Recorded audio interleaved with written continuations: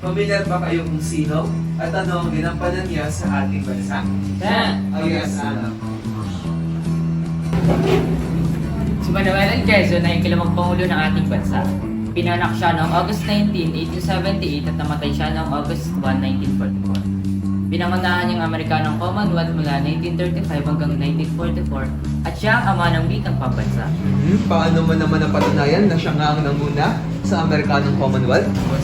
Pinaglaban ni Quezon ang kalayaan at karapatan ng mga Pilipino, pati na rin ang pagpapalakas ng kasalinlan ng bagong bansa mula sa Estados Unidos. Mananakop ng mga Hapones at pagkakatapon ni Quezon sa Estados Unidos sa lamang ikalawang digmaang pandig. Siyang Manuel, talagang pinaglaban ni Quezon ng kalayaan at karapatan ng Pilipinas. Ngayon naman, kailan naging presidente ng Pilipinas si Quezon? Nagsilbi si Quezon mula 1935 hanggang 1944. O sige nga, mukhang marami kang alam. Anong batas ang isinunod ni Quezon? Philippine Autonomy Act o Jones Law. Sige, last one. Magbigay ka ng isang tanyag na linya ni Quezon. Wala pong alam, sir.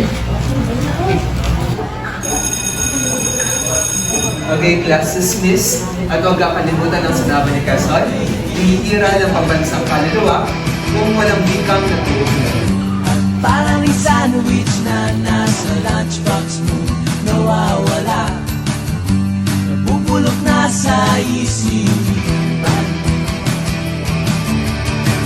Lumapit ka kaya sa aking nangitawan, maitangay sa kalayaan ng ligaya.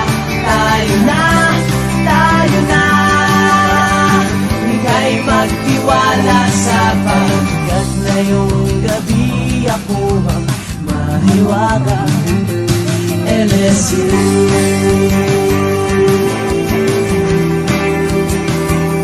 LSU.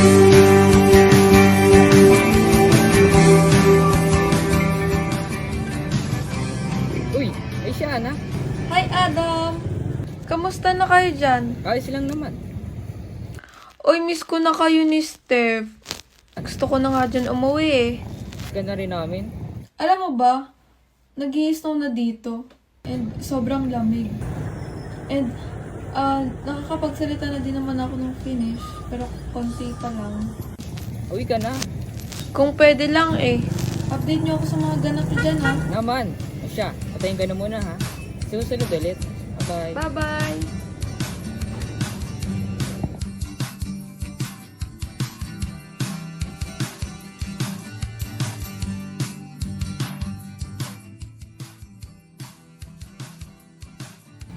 Ayos lang naman. Okay lang din. Nakakapagod sobra. Ay, may tanong nga pala ako sa'yo. Alam mo yung pelikula ni Quezon? Legend Green. Oo, tara mamaya sa bahay, panoorin natin. Tingnan natin kung maganda. Tsaka na lang. May gagawin pa ako mamaya eh. Sana naman. O siya, Tayo tingnan na, na tayo na, ika'y magtiwala sa pagkat ngayong gabi ako ang mahiwaga. LSU.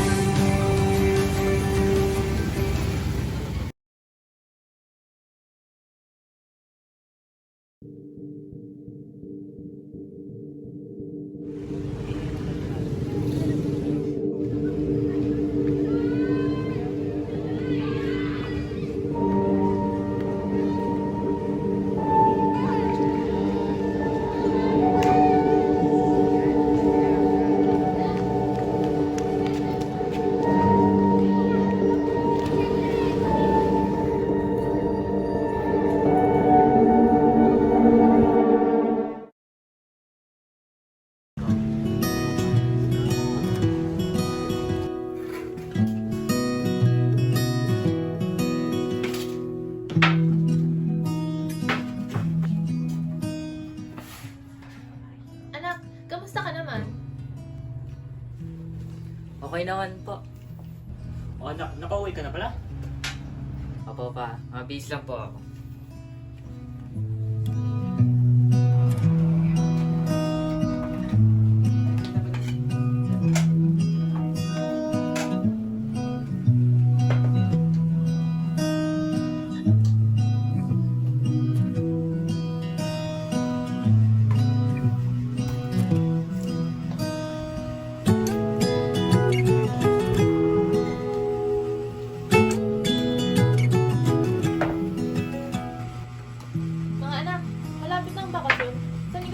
pupunta? Ma, tara, Tagaytay tayo. Baka maganda sa Baguio. Ma, pa, parang gusto ko pumunta sa Baler. Ano naman gagawin natin sa Baler? Mag-mall na lang po tayo. Oo nga, mag-mall na lang tayo. At di na naman tayo din magsistay ng matagal eh, kaya mas makakamura pa tayo. Plus, may aircon pa. Dali no. Mall? Yun lang din naman nandun eh. Baler na lang. May maraming mga historical places doon. At tsaka marami rin tayong matututunan. Kung ano, para maganda sa Balir. Para may barit. Ang boring naman pa. Malamang gagamitin na naman yun ni Kuya sa mga studies niya. Kaya nga bakasyon na, di ba? Ayaw nyo nun? Doon kaya ang hometown ni Quezon. Ang ama ng wikang pambansa. Wika. Oo, wika. Di ba kayo napapaisip kung bakit, paano at saan nagsimula ang wika? Hindi. Oo nga, no? Kayong dalawa, dapat ganyan din inuusisan nyo eh. Hindi kung ano-ano na kinakalikot nyo sa cellphone. Kasi hayaan nyo na. Kumain na muna tayo at pagkatapos kumain, ligpitin at hugasan nyo na muna pinagkainan natin.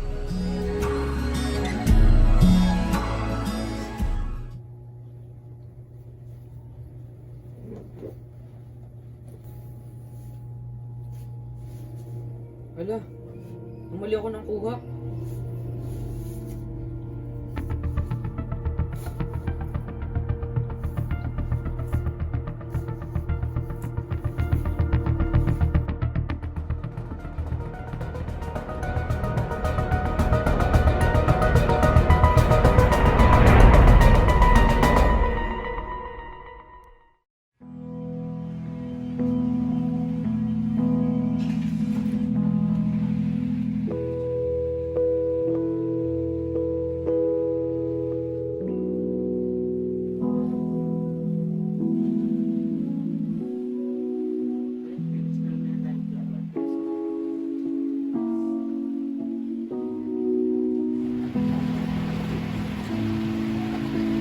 Miss, alam niyo po ba kung anong libro ito?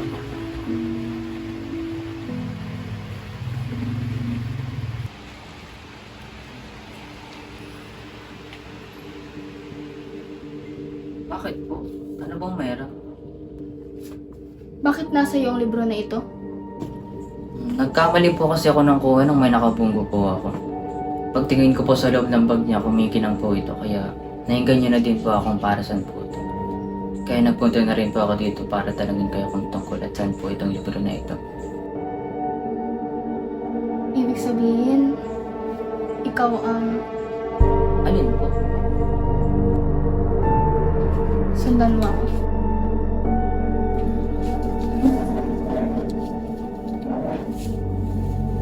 Ang libro na ito ay isang mahikal na bagay.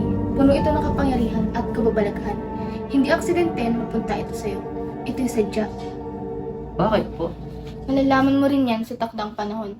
Ngunit ngayon, kailangan mo munang bigkasin ang mga ritual na ito. Kailangan ka nila.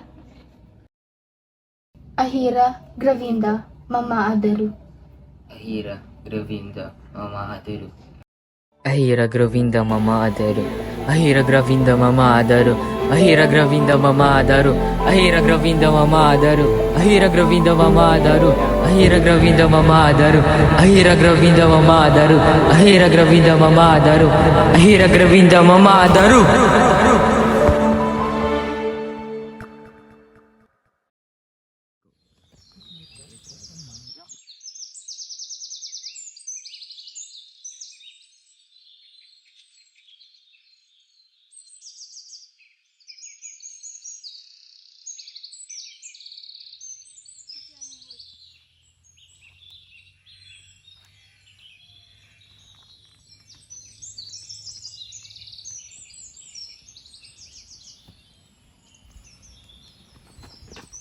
Nandiyan ako. Kino, tumingin ka nga sa yung dinadaanan. Mukhang kayo hindi taga rito. Ano ba ang iyong pakay? Wala po akong masamang intensyon. Hindi ko rin po alam kung bakit ako narito. Ang ibig mo bang sabihin, ikaw ay naliligaw? Hindi po. Tingin ko po galing ako sa ibang panahon. Ikaw ba'y nagpapatawa? Kung ikay nakikipagbiruan, wala akong panahon para dyan. Binibini. Parang awan nyo na po. Hindi ko po alam kung paano makakabalik sa akin panahon. Pasensya na, iho. Hindi ko alam kung ito'y nakikipagbiruan lamang. Gayon pa man, hindi kita matutulungan sa iyong problema. Bini-bini, kung hindi mo po ako matutulungan makabalik sa akin panahon, maaari mo ba akong ulibot sa bayan na ito? At bakit naman ako papayag? Hindi pa kita gaano kilala, Ginoo. Parang awan niyo na po. Wala naman po ako masamang balak. Kailangan ko lamang po ng tulong. O siya, sumama ka sa akin at ilibot kita rito sa bayan.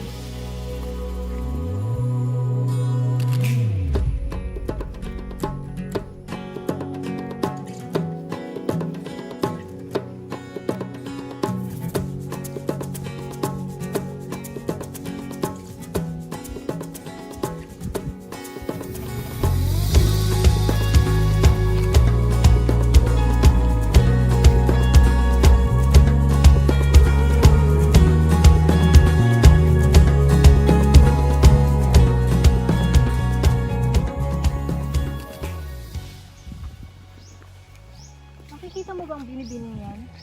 Yan ang pinuno ng pinakakilalang dialekto rito sa aming lugar. Ang Katagalugan. Iyan si Pinunong Amara. Paano napunta sa kanyang kapangyarihan upang mamuno ng Katagalugan? Namana niya mula sa pamumuno ng kanyang ama. Ngunit bakit siya ang napili ngayong kadalasang mga lalaki ang namumuno? Sapangkat bago siya naging pinuno, ay dumaan sila sa isang pagsubok na inilatag ng kanilang ama. Dahil hindi pumayag ang kanyang bunsong kapatid na lalaki sa pamumuno nito. Sapangkat naniniwala ito na dapat kalalakihan ang namumuno. Sa kabila nito, hindi nagpatinag si Pinunong Amara at tinanggap ang hamon. Sa huli, siya ay tinanghal bilang kwalipikadong pinuno ng Katagalugan.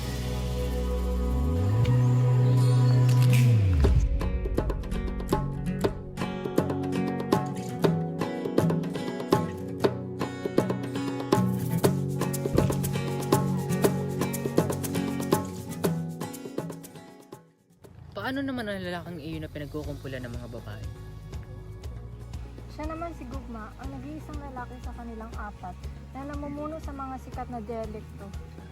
Ano naman ang dialekto na pinamumunuan niya? Siya naman ang namumuno sa salitang Cebuano na pumapang-apat sa mga kilalang salita. Bakit siya ang kaisa-isang lalaki sa kanilang apat? Nilang tiyo nito'y walang anak o asawa, kaya kanyang napagdesisyonan na ang kanyang pamangkin na lang na si Gugma ang maging tagapagmana ng kanyang pwesto. Dahil ito din ang nag-iisang pamangkin na maaaring magmana ng pwesto nito. Ngunit bago nito'y pamana mataas na pwestong ito, ay kanyang pinag-isipan ng mabuti at inobserbahan. Kung ito'y karapat-dapat bilang isang pinuno, nang mapagtanto ito na karapat-dapat, ito ay nagpahanda ng isang magarbong pagsasalo-salo upang ipakalala ang papalit sa kanyang pwesto na si Gugma. Kung gayon, nasaan ang kaniyang tiyo? Ito ay pinaslang sa mismong araw na napagpasyahan niya na ganapin ang magarbong pagsasalo-salo. Oh, Kayumi, sino ko yung kasama? Ngayon ko lamang siya nakita. Oh, Gregorio, ito nga pala si... Ano nga ulit ang iyong pangalan? Ako po si Adam. Kinagagalak kitang makilala, Adam. At ang iyong pangalan ni kakaiba. Sa palagay ko, ito ay nagmula sa salitang Ingles. Kinagagalak din kitang makilala, Gregorio. Hindi ko alam kung aking paniniwalaan mo, ngunit ang katunayan ay mula sa ibang panahon. Ano? Seryoso ka ba sa iyong sinasabi? At kung totoo man, paano ito nangyari? Hindi ko rin alam. Ang natatandaan ko lamang ay may binasa ko isang librong mahiwagan na may iba't ibang wika.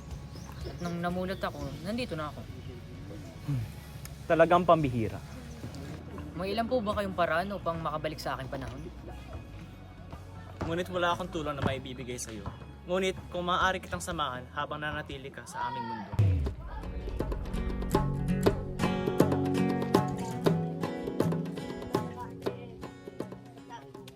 Nagtataka ka ba kung sino ang babaeng iyan?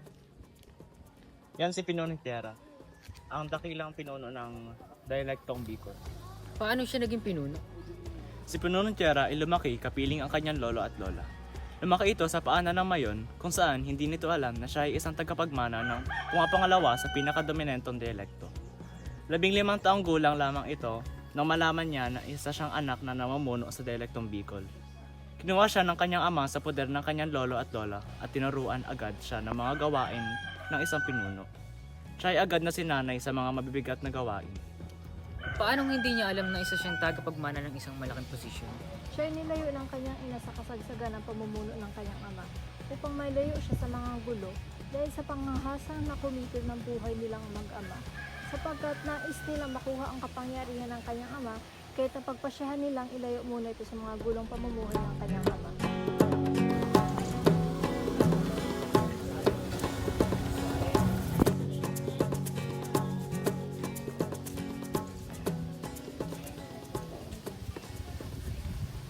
Sino naman ang babae na iyon?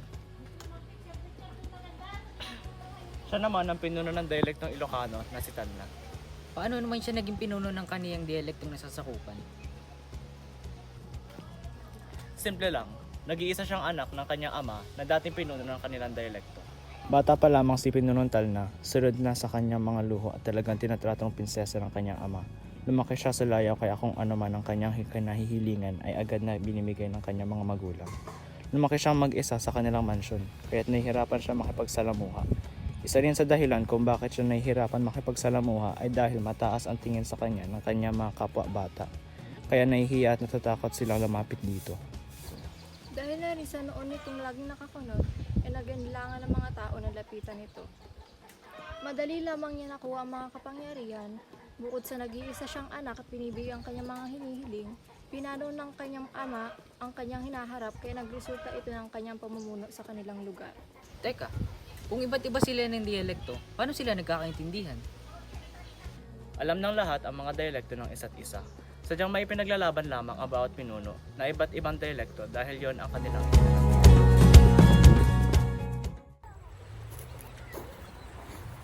Ginoo, Ano yun, iho? maaari po bang magtanong? Ano yun? Anong meron? Bakit napakagara na pagtitipon? Hindi ko din alam eh. Ganun po ba? Sige po, salamat po.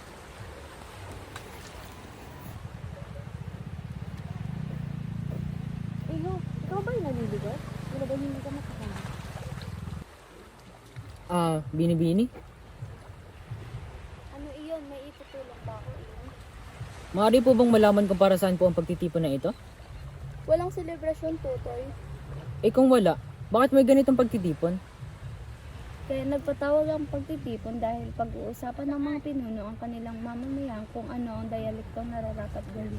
Hindi naman po kayo lubos na magarbo at masasa ang paghahanda ng pagtitipong ito? Karaniwan na lamang yan tuwing may pagtitipon ng mga pinuno. Pagarbuhan sila ng paghahanda at dekorasyon. Ha? Hindi ko po maintindihan ang konseptong ito. Bakit kailangan paghandaan pa ng paghahanda? Huwag niyong sabihin pati rin ang diskusyon ito ay isama pa sa usapan. Maaari, pero kung tatanungin kung bakit pagandahan, alam mo na. Kumbaga, maaari natin ihalin tulad sa politika, palakasan at kung sino ang may pinakamagarbong paghahanda, siya ang makakaangat. Parang ang baba ng basehan yan. Ganyan talaga. Gagawin ang lahat. May mga kanya-kanyang ipinaglalaban eh. Sige po, Bini-Bini. Maraming salamat po. Maayong hapon mga kauban. Aniya kita aron, magtitipon-tipon aron, hisgutan og susihon. Kung asa sa upat ka dialekto ang angay kagniton, o ginuhon, isip atong nasudnong pinudumon. Mahalaga kini aron mapabuklod na to ang mga atong nasasakupan. Sa aking palagay, yaman din lamang nakatagalugan ang higit na karami kumpara sa inyong mga dialekto. Nararapat lamang na ang aming dialekto ang kilalanin bilang ating wikang pambansa. Di ngay pukod tayo a dialekto, dito'y mabaling nga ipaigid ta dara tayo nga Ilocano kaya napatig dato'y iti kultura tayo. Paano ansa kung nasakupan? Magiging masakit na gayo para sa inda na liwaton an sa indang ginagamit. Mga bini-bini, huminahon ka mo. Sa akong tanaw, wala jud ang ay pag-awayan kay kung akong susihon. Angay ra jud nga among dialekto ang gamiton. Tungod kay una, ang naggamit sa among dialekto dili kaayo daghan. Ikaduha, dili pod kaayo gamay ang naggamit sa among dialekto. Kung baga, katamtaman ra. Ibabagayo ka di asan akal nga lang ni, ti agus usel itig talaga ti dialekto tayo. Iti amok ti dialekto nga us-usa rin tayo ket adaw iti nagbaitan ti bilang dayti taltaw ka usa agus usa iti dayta. Taan na tagarubaga nagiging mas papirang diskusyon na ini. Bako umanta ang dialekto sa Bicolano ang pinakadiit na paragamit kaya babaliwala unta na sa na ini. Mga pinuno, minahon po kayo. Hindi naman po madadaan sa init ng ulo inyong diskusyon. Wala rin po mararating kung magkakainitan lamang kayo. Mas mabuti pa ipagbaliban muna natin ang pagtitipon at pag-usapan mula inyong suliranin kapag hindi na mainit ang inyong ulo. Mga kapwa ko pinuno, sa tingin ko'y may punto ang bata. Kahihiya kung magot pa ito sa bangayan. Kahihiya na nga na tayo inawat na ng isang paslit para lang tumigil sa pag-initan. Magpalamig na lamang muna tayo. O siya, ako'y mauuna na.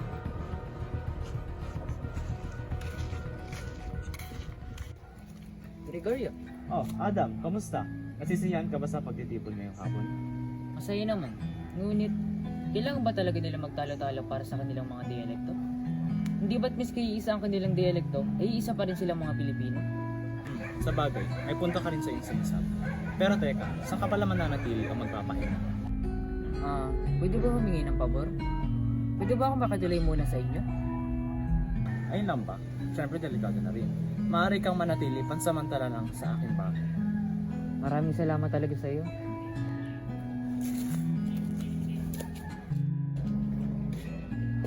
O siya, Adam, mauna na ako. Sige, matutulog na lang muna ako ngayon.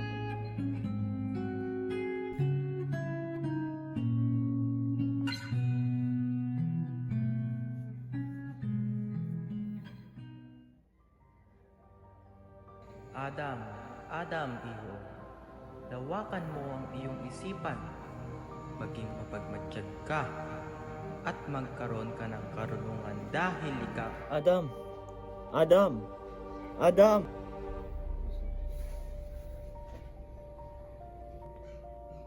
Ano yun? May ibig sabihin ba pinagsasabi niya? Sino siya? Bakit ako narito? May karapatan ba ako kung bakit ako narito? Kung meron, bakit ako?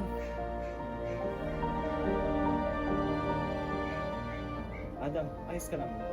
Ano yung sinasabi mo? Wala. Nagkaroon lamang ako ng isang panaginip.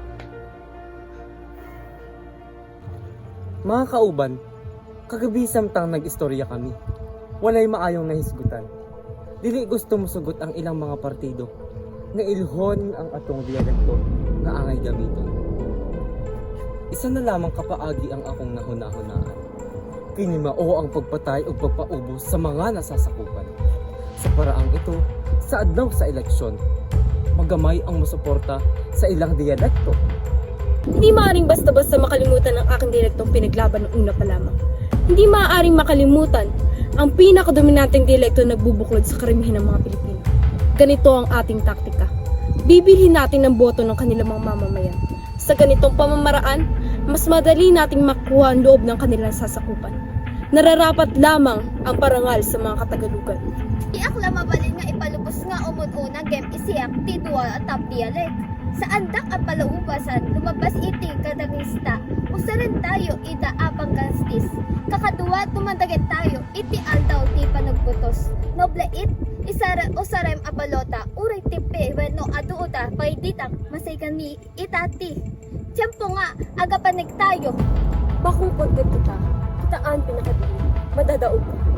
Dapat maklaban ang mga oragon. Dawadiin sana kita, mayaman kita sa armas asin gamit. Iyo inigigibuhon ta. Dadaogon taan sa tong mga kapwa na nasa irarom kan sa indang konto. Sa satuyang paano, pag nadaog ta na sinda, sa indang ibang gigibuhon kundi magsunod sa tuyat nakita man ang mapanginot na sa inda, pag nadaog ta na sinda. Dai madadaog ang mga oragon.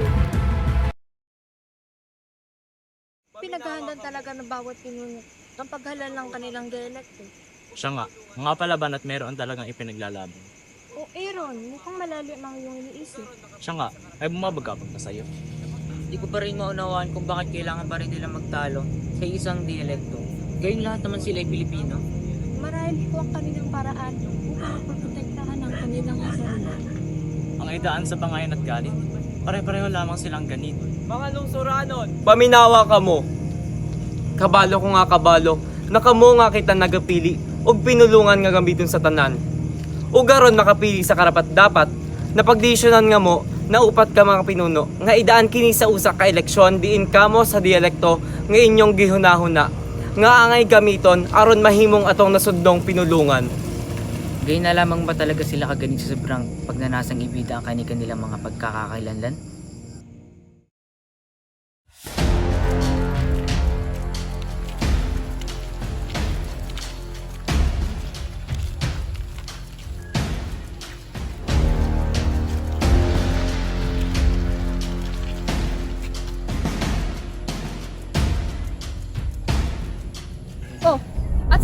lugar na pwede tayo magkita-kita dito pa talaga? Andito pa lamang mamatay tao at mandaraya. Mga hindi marunong lumaban ng patas. Magdahan-dahan ka sa imong mga pulong binibini. Ayaw pagpakabana diha, nga murag, wala ni mo gibalit ang boto sa akong mga katawhan. Dai mo kayang hugasan sa imong kamot gugma? Pag nagtataram ka, gano dai mo planong gadunanan sa akong mga sako? Naulimek, kastamit laing iti planom, amang lupa iti eleksyon. Di mo dali sa ipaging akasla. Ewan ti na aramidan abasul. Sika amara, planom ti agbayag ka daigti taw-taw. Ikaw gugma, planom apapatayin daigti kalaban mo. Nagsika at tsera, implanom apatayin daigti ka arubam. Maaari bang manahimik ka na? Huwag kang umastang parang hindi mo intusang doble ng boto ng ibang mamayan. Mga ganid. Dai mo kami sabihan na mabangis kami ta. Parehas man kaming nandaya. Panahon na para maglining. Manahimik na ka mo. Wala nang patutunguhan ng bangayang ini. Kay nagdayaan naman ta. Idaan na natin sa dahas. Tulungan mo sila. Ikaw ang tinakda. Ikaw ang magtatama sa mga nakakubli nilang pusong di maarok-arok ang konsepto ng pagkakaisa at pagkakabuklod-buklod.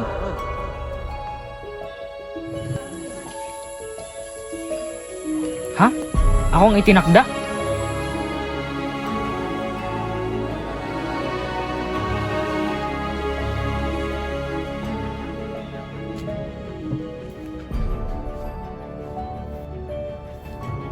Hindi. Ano nang gagawin ko? Kailangan makabalik. Kailangan ko silang tulungan. Tulong. Pwede niyo ba akong tulungan? Kailangan ko makabalik.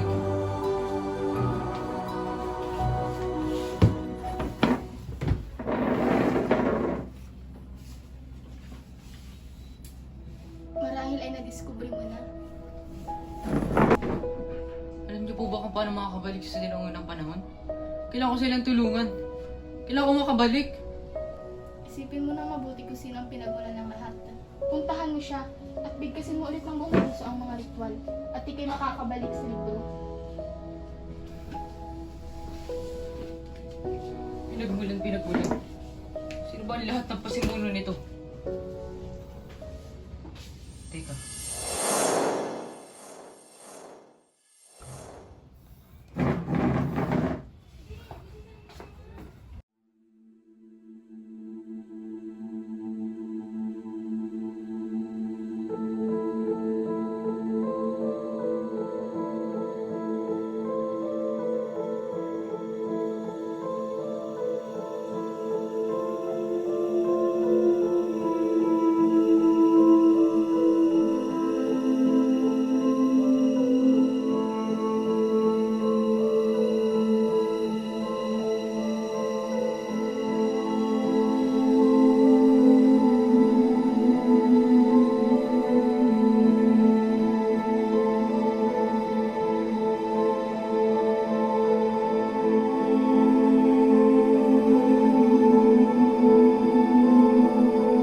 Ahira gravinda mama adaru.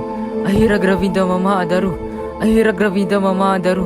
Ahira gravinda mama adaru. Ahira gravinda mama adaru. Ahira gravinda mama adaru. Ahira gravinda mama adaru. Ahira gravinda mama adaru. Ahira gravinda mama adaru. Ahira gravinda mama adaru. Ahira gravinda mama adaru. Ano to? Bakit tayo gumana? Ahira gravinda mama adaru. Ahira gravinda mama adaru. Ahira gravinda mama adaru. Ahira gravinda mama adaru. Ahira gravinda mama adaru. Ahira gravinda mama adaru. Ahira gravinda mama adaru. Ahira gravinda mama adaru. Ahira gravinda mama adaru.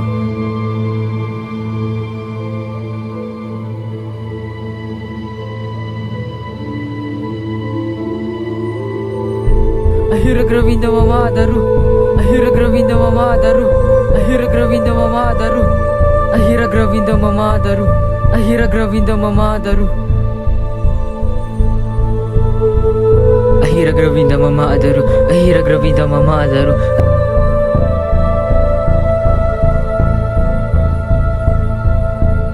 Ahira gravinda mama adaru.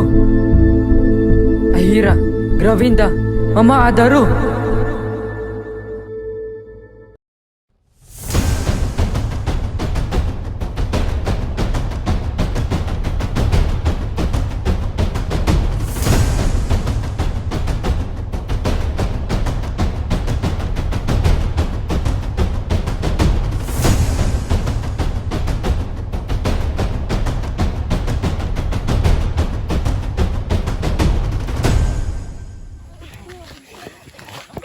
pinuno!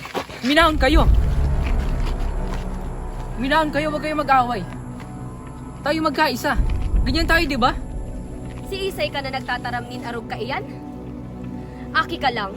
Dae araman mga nangyayari sa kinaban. Kaya pasensya na aki. Magtalikod ka na kung habo mong maiimbwelto sa kalibukan na ini.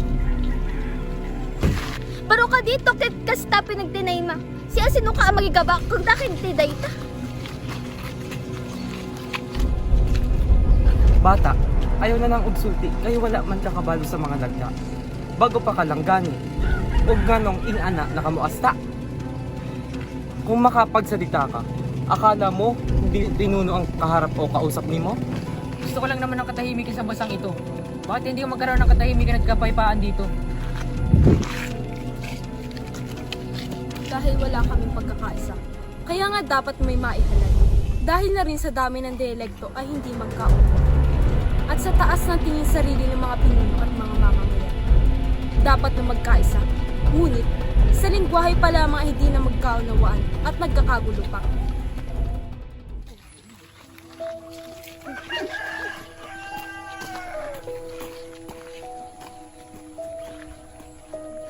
Sino ka? Pwede mo ba akong tulungan? Patigilin natin sila. Di dapat to ganito. Ikaw ang tinakda. Ikaw ang may kapangyarihan para makahanap ng solusyon. Gusto ko lang makabalik sa panahon ko. Hindi ko na kaya to. Hindi akong itinakda. Talunan ako. Mahina. Hindi ako. Hindi ka maaring sumuko. Hindi ka maaring umalis. Wala kang takas. Pinili ka dahil may dahilan. Hanapin mo yun. Yung nakita niya sa'yo, yun ang magiging sandata mo para pigilan ang away na ito. Tulungan mo sila. Kailangan ka nila. Paano ko gagawin yun? Gayong sabi nila na ako hindi kataas-taas pulong sa kanilang lugar.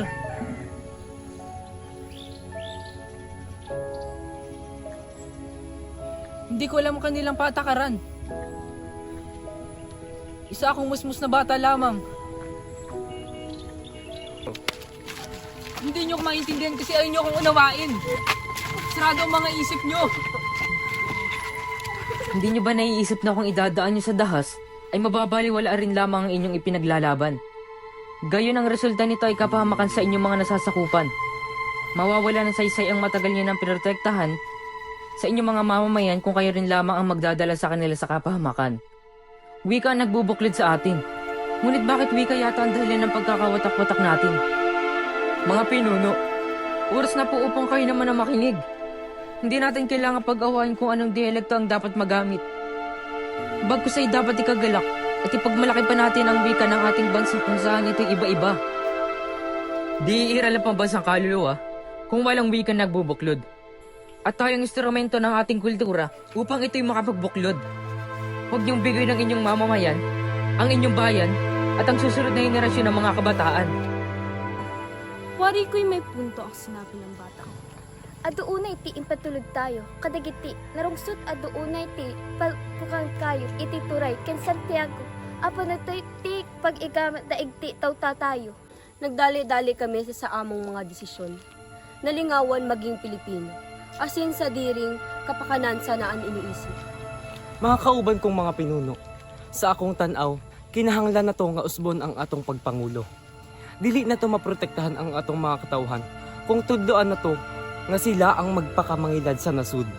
Ug dili na to mas sila mapamunuan kung kita mismo dili magkahiyo sa. Ano pat dapat tayo magkaisa? Bakit nga ba hindi natin naisip na maaari pa rin tayo magkabuklod-buklod kahit magkakaiba ang ating dialekto bilang isang Pilipino? Kaya naman ako'y lubos na humihingi ng paumanhin sa aking mga pagkakasala, sa inyo mga pinuno at sa inyo mga mamamayan. Pinunong Amara, Pinunong Talna, Pinunong Tierra. Pasaylo ako sa pagplano nga pagpatay sa inyong mga katawhan. Nadintek na naagnom unay. Patawado nindo ako mga kapwa pinuno. Ako biyo naging mabangis. Bata, ano nga pala ang iyong pangalan? Adam po, mahal na pinuno. Maraming salamat sa iyong tapang. Kung hindi sana dahil sa iyo, ay kami nagkawatak-watak na.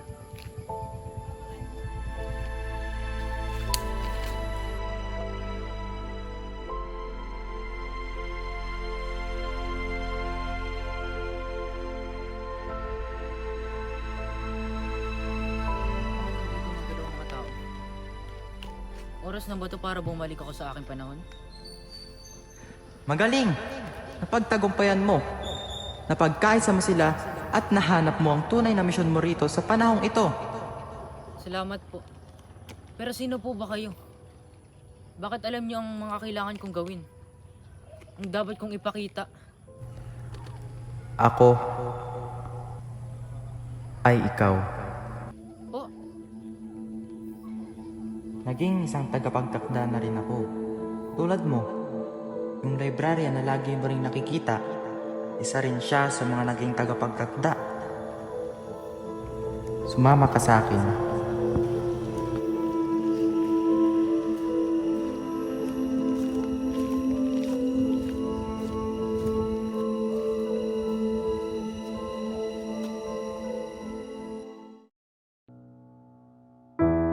Pinipili ang mga tagapagtakda base sa kanilang katangian, puso at isip.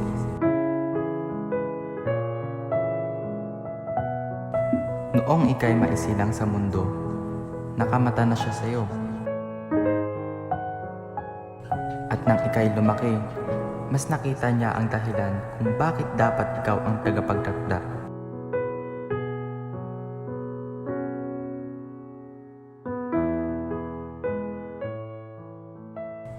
Dahil ikaw may pusong Pilipino na may isipang makata. Yan, pagkakatulad nating lahat. paano niyo nalaman ako may pusong Pilipino? At makatang isip? Siya lamang ang makakasagot noon. Uy, Adam, laro tayo! Uy, sige.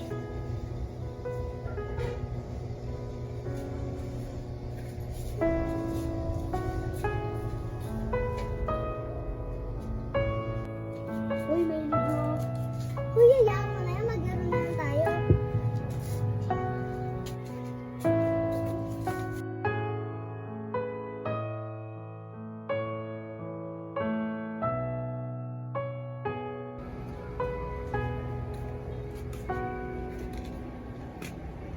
Bakit may tagapagtakda?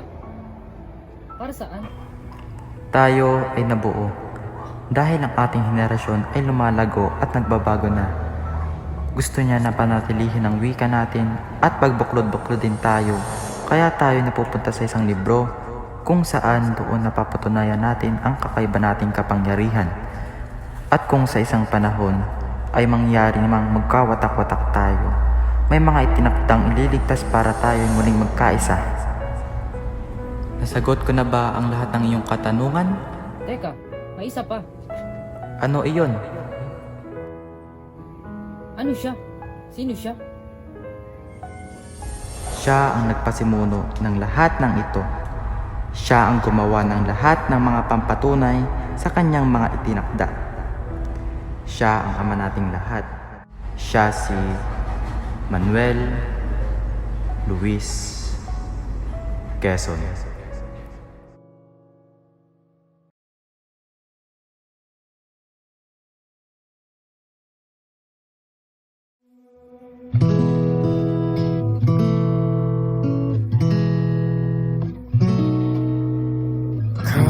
Kayumanggi mong mga mata, o kay tamis ng binibigkas niya, higit pa sa lawak ng karagatan.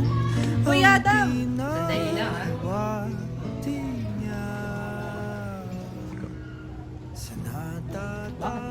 May papakilala ko sa iyo. Bago natin kasama. Meet Samantha and Manuel. Hi po! Hello! Parang pamilyar ka. Di ba? Oo nga. Hello din sa inyo. Ano ba kayo? Siguro ni-starstruck lang kayo kasi ngayon lang kayo nakakita ng ganito ka po. Uy, huwag ka magsinungaling sa bata.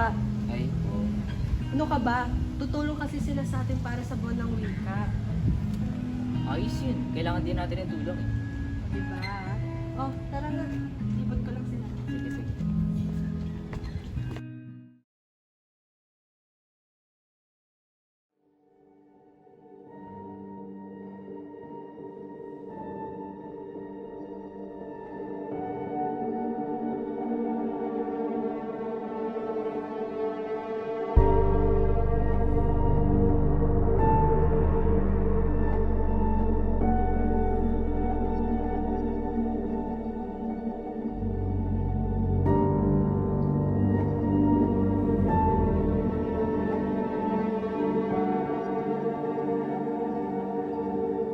ang susunod na itinakda.